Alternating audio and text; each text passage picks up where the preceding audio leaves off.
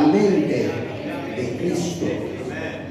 Y para tener la mente de Cristo es necesario, es muy importante seguir las instrucciones que nos da el Espíritu Santo a través de la revelación de la palabra para ser como Jesucristo. Porque eso quiere decir tener la mente de Cristo.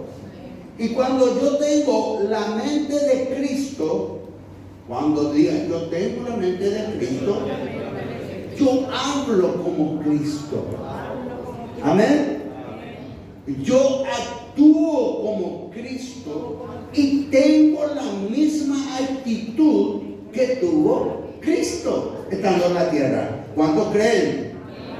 En la tierra, en mi vida diaria, yo tengo la misma actitud que tuvo Cristo cuando estuvo aquí en la tierra. Y esas actitudes vienen acompañado de mi sistema de pensamiento. Por eso es necesario, mis amados, que la palabra de Dios en todo momento renueve mi entendimiento, renueve mi manera de pensar, puesto que yo y vos somos lo que pensamos. ¿Está bien eso? Cada uno de nosotros somos conforme a lo que pensamos. Entonces nosotros nos vamos renovando y nos vamos transformando cuando la palabra de Dios renueva mi mente. Romanos capítulo 12, versículo 2 dice lo siguiente: después de la salvación, lo más importante en nuestra vida es, toque por esto, la renovación de mi mente. Y leemos todos juntos. Amén. No te conformes, no me conforme yo, ¿verdad?, a este siglo. No me amoldo a este siglo. A este mundo yo no me amoldo. Sí, eso es lo que quiere decir ahí. Sino que soy transformado, diga, yo soy transformado por medio de la manera que yo pienso. Así dice ahí, para que yo pueda comprobar cuál sea, digamos, la voluntad de Dios para mi vida.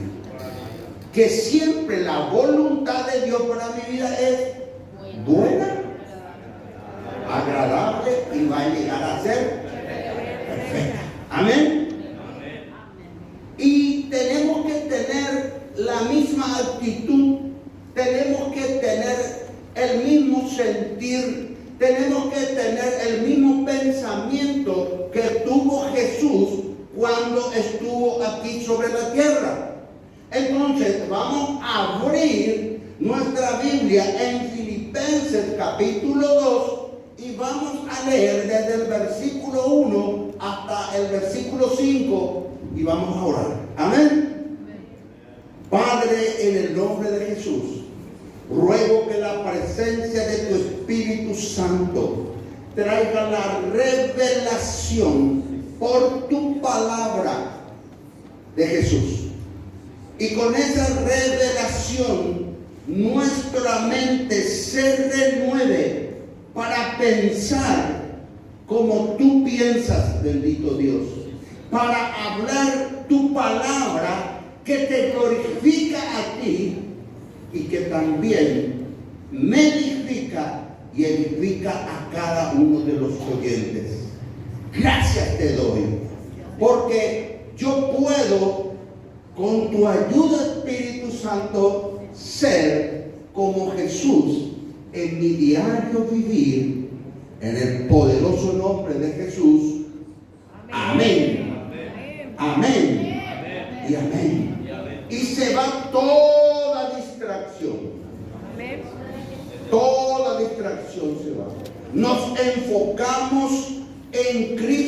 Jesús, autor y consumador de nuestra fe. Se cierran nuestros oídos naturales que escuchan todas las noticias del mundo y diga, se abre mis oídos espirituales para oír tu palabra, que para mí es espíritu y es vida. Amén. Amén.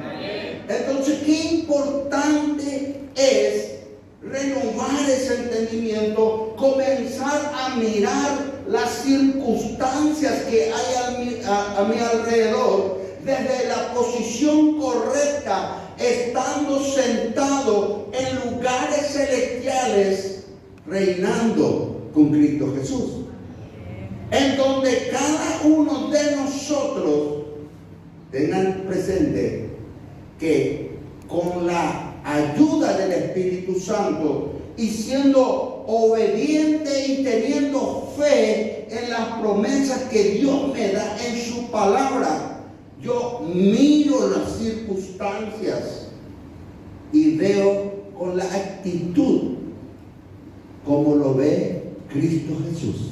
Amén. ¿Cómo lo ve? En fe. Amén.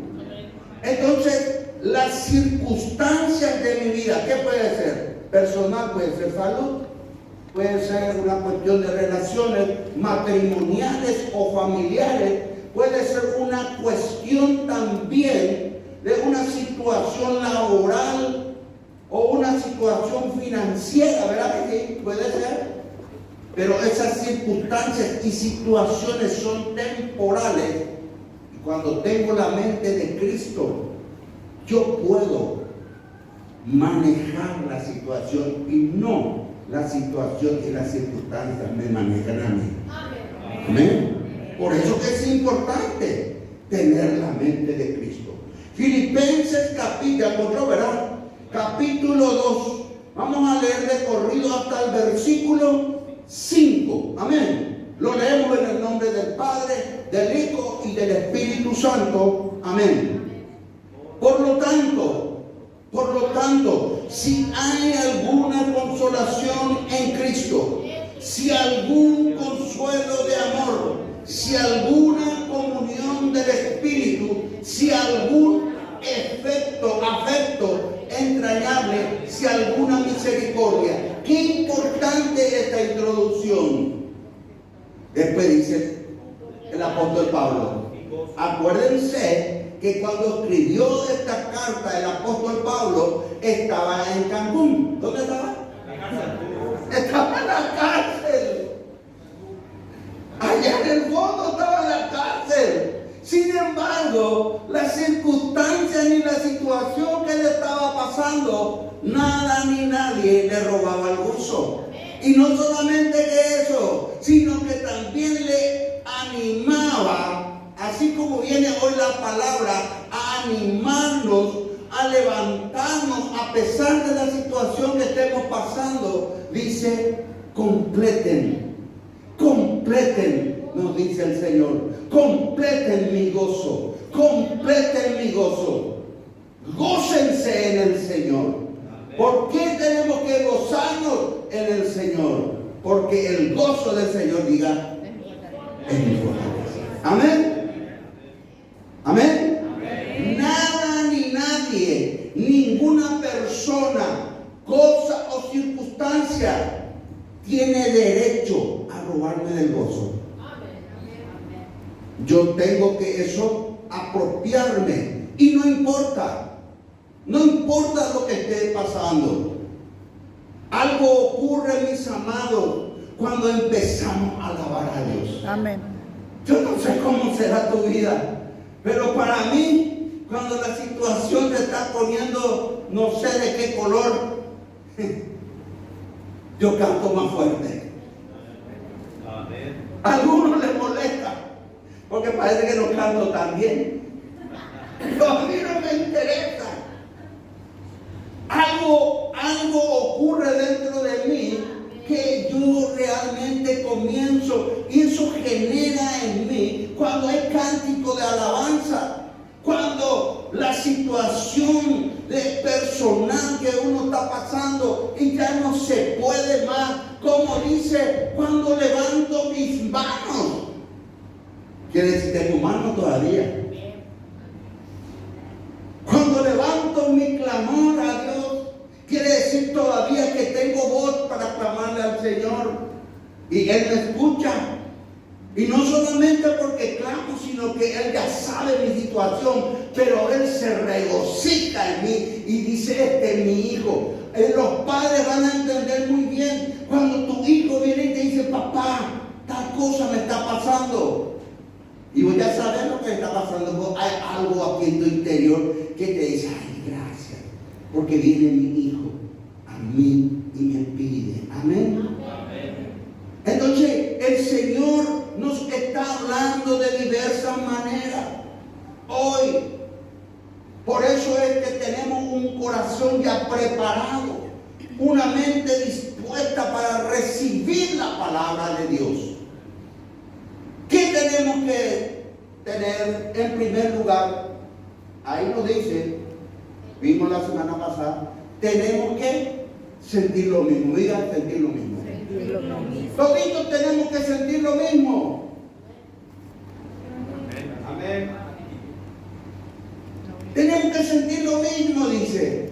Dice que tenemos que también, que tenemos que tener el mismo amor, tenemos que tenerlo.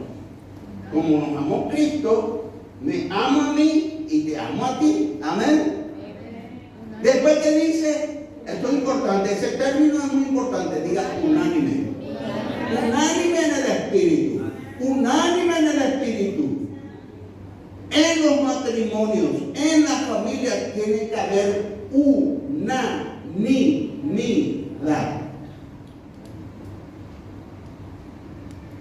Dentro del matrimonio, si uno de los cónyuges es espiritual y el otro es carnal, ¿qué te parece? ¿Va a haber armonía o qué va a haber? ¿Va a haber disensión? ¿Va a haber contienda? División. Cualquier semejanza con lo que está pasando hoy en los matrimonios y en la familia es mera casualidad. Amén. Entonces, el cónyuge varón y el cónyuge mujer, o la cónyuge mujer, tienen que ser los dos espirituales y tiene que haber comunión. En primer lugar, yo tengo que ser como varón uno con Dios en Cristo, para que mi compañera, mi amiga en mi caminar diario sea uno conmigo, para que cuando el varón y la mujer son uno con Dios, mis hijos también sean uno con el papá y la mamá. Amén. Y los hermanos entre sí. Esa es la primera característica de la persona que tiene la mente de Cristo. Hoy vamos a ver la segunda característica. Versículo 3. ¿Qué dice el versículo 3? Nada hagáis. Vamos a leer, porque esto es muy importante. Nada yo voy a hacer. Vamos a poner en primera persona. Nada yo voy a hacer. ¿Por contienda o por vanagloria? Que antes bien, ¿qué tenemos que hacer? Tenemos que hacer. ¿Cómo yo tengo que hacer? Con humildad, estimando a cada uno y a los demás como quién, superiores a nosotros. Esto es algo desafiante. Hoy la palabra nos desafía de una manera realmente. Nosotros hoy definitivamente tenemos que dejar de lado, renunciar al egoísmo. Tenemos que renunciar a la soberbia. Tenemos que renunciar ¿a qué también? A la autosuficiencia. Al orgullo, pastor. Al orgullo, muy bien. Porque Jesús nos dice, cada uno de ustedes, y yo también, tenemos que ser como Jesús. ¿Cómo es Jesús? Manso y humilde. ¿Cómo tenemos que ser? Manso y humilde. Esa es la segunda característica de la persona que tiene la mente de Cristo. Diga humildad. Primera cosa era unidad. Segundo es humildad. Pero es muy interesante mirar bien este versículo. Este versículo nos desafía a cada uno de nosotros a tener en cuenta que en primer lugar hay en nuestras vidas, creo que en casi todo, hay dos actitudes pecaminosas. ¿Qué hay? Dos actitudes pecaminosas. Y vamos a ver cuál es la primera. Primera cosa, ¿qué nos dice? ¿Qué nos dice ahí? Nosotros no debemos tener un corazón contencioso. ¿Qué quiere decir contencioso? Peleador. Recuerdo que Pastora Perla me enseñó y nos enseñó en algún altar familiar que el Espíritu Santo le dijo a ella justamente que era mejor que la razón era la paz. ¿Entendí? Repito acá. Es mejor la paz que yo tenga razón. Podemos decir es mejor la paz que tener la razón. Y nosotros tenemos lastimosamente esa actitud pecaminosa de decir yo tengo la razón y pelear por esa razón. Sin embargo, Jesús no tuvo esa actitud. Él siempre buscaba la paz. Y sigue. Entonces, esa es la primera actitud pecaminosa que yo tengo que sacar de mi corazón. Y digamos, contienda fuera. Fuera contienda. La segunda actitud pecaminosa es el ego inflado. ¿Cómo es? La vanagloria. Eso tenemos que sacar de nuestra vida. Notable de todos nosotros queremos ser el centro. ¿No te vas a ver? Queremos ser el centro. Y el centro de nosotros no somos nosotros. ¿Quién es nuestro centro? Jesucristo. Entonces, mis amados, la vanagloria es el ego inflado. Y sabéis que hay un problema porque según la palabra que nos dice en Santiago capítulo 4 versículos 6 y 7, miren un poco lo que dice. Pero dice que Dios, diga Dios, me da mayor gracia. Dios me dice que Él resiste a los soberbios. ¿Cuánto gracioso hay aquí? Gracioso. Pero da gracia a los humildes. Amén. Sométanse. ¿A quién? ¿Al ser humano? A Dios. Resistan al diablo y él huirá de ustedes. Y en el versículo 10, ¿qué dice? ¿Qué es lo que dice? Santiago 4:10. ¿Qué dice ahí? ¿Delante de quién? Humillaos delante del Señor. ¿Y Él?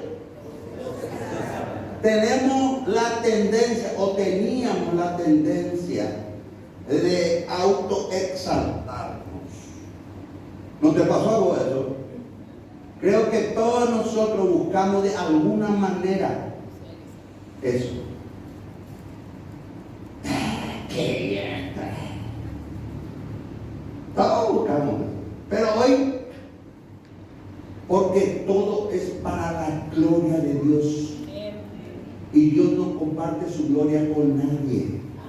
¿Sabes que cuando estaba el Espíritu Santo ministrando mi vida y escribiendo en este cuaderno, me di cuenta de algo muy, pero muy interesante? Cómo nos gusta a los seres humanos que se nos diga las cosas bellas de nosotros. Y no nos gusta que nos digan las cosas que no son tan bellas. ¿Será que a mí nomás me pasa eso? Todo es para la gloria de Dios. Amén. Y hay algunos que nos gustan los adulones. Sí. Tenemos que reconocer, algunos nos gustan. Entonces, todos los días nosotros tenemos que verificar nuestro corazón, porque esto es una cuestión del corazón. Si nos gusta la adulación, estamos realmente robando la gloria de Dios, porque los dones Dios nos da para su gloria y beneficio de la gente.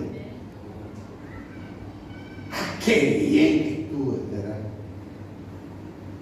Y muchos de nosotros, cuando hablamos de la verdadera humildad y la falsa humildad, recuerdo una historia que contó una maestra que tenía un niño, un estudiante,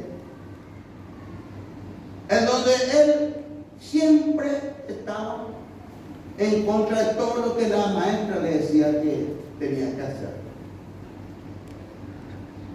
Ese niño no cumplía las instrucciones de su maestro, quiere decir que tampoco cumplía las instrucciones en su casa, porque en la casa de eso se... Entonces la maestra ya no sabía qué hacer y le dijo: fulanito, sentate en tu silla. Y vio que ya estaba la situación difícil. Habrá cambiado ya la cara. No sé si habrá sido en aquel tiempo donde el maestro Palmeta tenía una regla. Y vio que la situación estaba un poco complicada. Entonces, ¿qué hizo? Este niño se sentó en su silla. Y cuando se sentó en la silla, levantó la mano. Sí, me dice la maestra, que conste que estoy sentado, pero realmente estoy parado.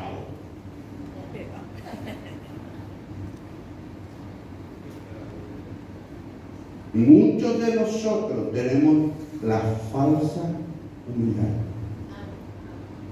Todos nosotros que tenemos la mente de Cristo, realmente tenemos que tener la actitud de la verdadera humildad, de saber recibir los elogios y hacer que esos elogios que vienen, como para mí, sean transferidos a Dios.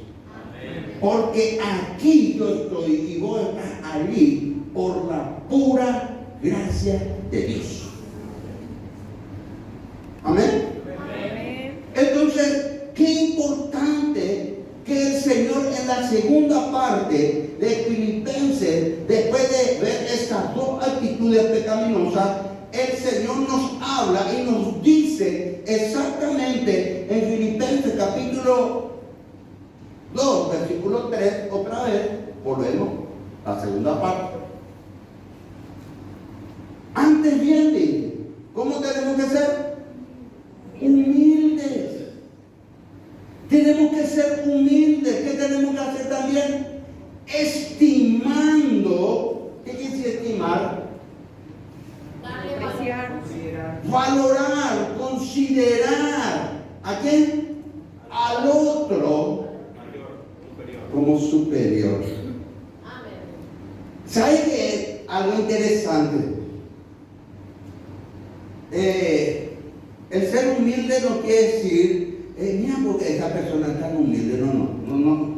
Es una cuestión de carácter, es una cuestión del corazón el ser humilde. Y eso se tiene que manifestar en nuestro accionar. Amén. ¿Qué pasa? Estoy formando la fila. En el súper, por ejemplo. O en cualquier lado. O en cualquier lado. ¿Y qué hacemos? ¿O se están repartiendo algo? Corremos nosotros porque queremos ser los primeros. ¿Verdad que sí? Y nos empujamos luego. Le decimos los primeros. Y si somos más grandes que tú le miramos así luego. ¿Verdad que sí? Sin embargo, la palabra nos estimula, nos motiva a que el otro sea, después de Jesús, primero. Amén. Qué hermosa actitud tiene cuando uno ve a otra persona que tiene más necesidad y está en una situación más difícil de decir, adelante. Amén. Eso es tener la actitud que tuvo Cristo. Cristo no pensó en sí mismo, pensó en cada uno de nosotros. Entonces, mis amados, esa es la verdadera humildad.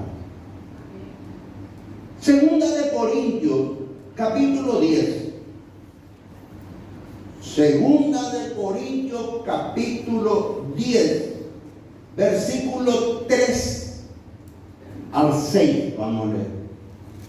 ¿Cómo yo puedo conseguir, y vos también podés conseguir, tener la misma actitud que tuvo Cristo siendo manso y humilde? ¿Cómo? Ahí dice. Vamos a leer todo juntos, porque esto es trascendente para mi vida. Aquí marca la diferencia. Porque aunque andamos en la carne, no militamos según la carne. Porque las armas de nuestras milicias no son carnales, sino que son poderosas en Dios. En primer lugar, ¿para qué? Para la destrucción de fortalezas. ¿Sabe que hay en nuestra mente fortaleza, sistema de pensamiento que viene a través de los malos hábitos adquiridos, malas costumbres adquiridas, malas tradiciones adquiridas por el sistema del mundo que me apartan de Dios? Todo eso se tiene que derribar.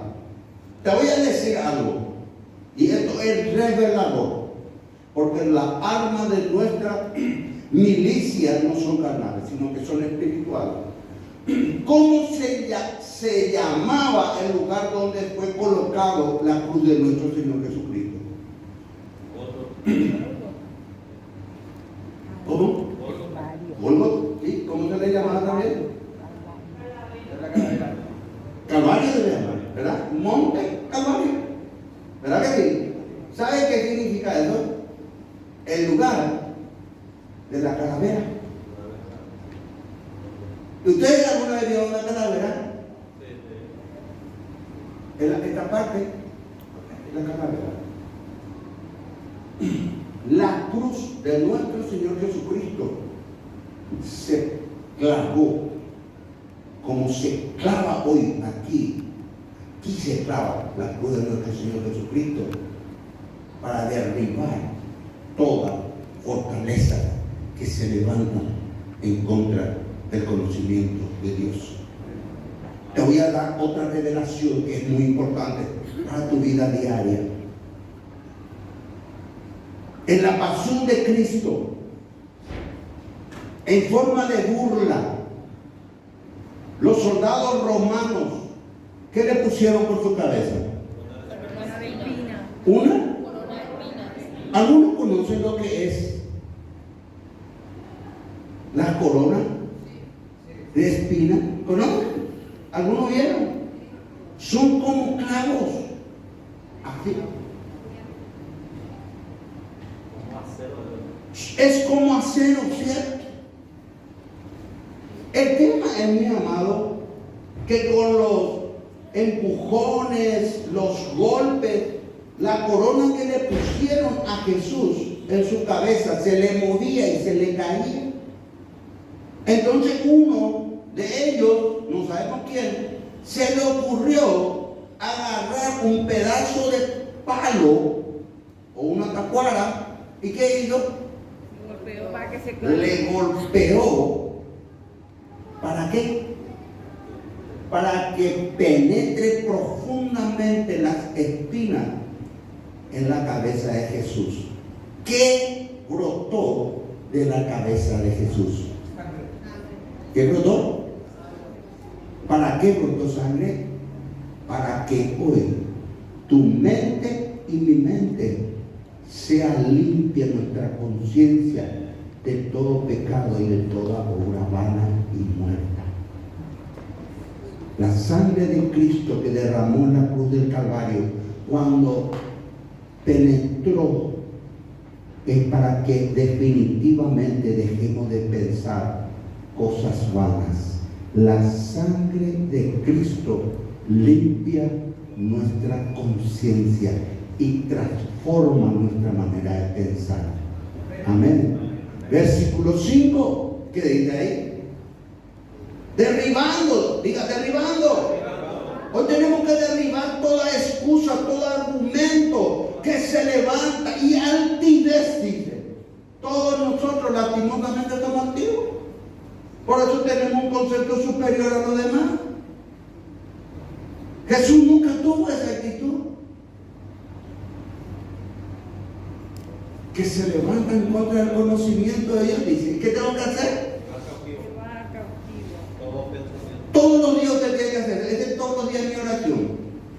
Llevo cautivo todos mis pensamientos a la obediencia de Cristo. Todos esos pensamientos que me vienen que son malos, que yo me doy cuenta que no es de bendición y de edificación para mi vida. Yo llevo cautivo a la obediencia a Cristo y clamo por la sangre que derramó Cristo en la cruz del Calvario. ¿Para qué?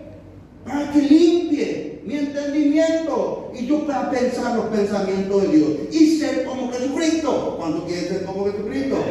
Le estamos dando exactamente lo que la palabra nos dice en relación a eso. Versículo 6, ¿qué dice? Estoy terminando. Y estando pronto, no es mañana, es ahora. Yo sé que el Espíritu Santo te está hablando como me habla a mí. Y estando prontos para castigar toda desobediencia cuando vuestra obediencia sea perfecta. Hay un desafío para tu vida. Hoy recibiste la palabra de Dios. Quiero que te pongas de pie. La palabra ya vino para nosotros. Ahora, ¿qué vamos a hacer con la palabra? ¿Saben, mi amado, lo que dice el Salmo 139? Y le voy a mostrar exactamente cómo es esta cuestión. Versículos 23 y 24. 139, 24. Perdón, 23 y 24.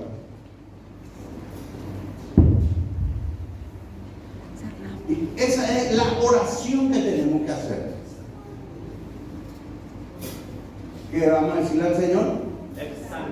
Examíname, oh Dios. ¿Vale? Examíname, oh Dios. Cierra tu ojo, no te distraigas. Pruébame. Examíname, oh Dios, y conoce mi corazón. Lleva tu mano derecha ahí sobre tu corazón. Y conoce mi corazón. Pruébame. Y conoce mis pensamientos. Ya por tu cabeza. 24. ¿Qué dice ahí? Y ve si hay en mí camino de perversidad y guíame en el camino eterno en el nombre de Jesús.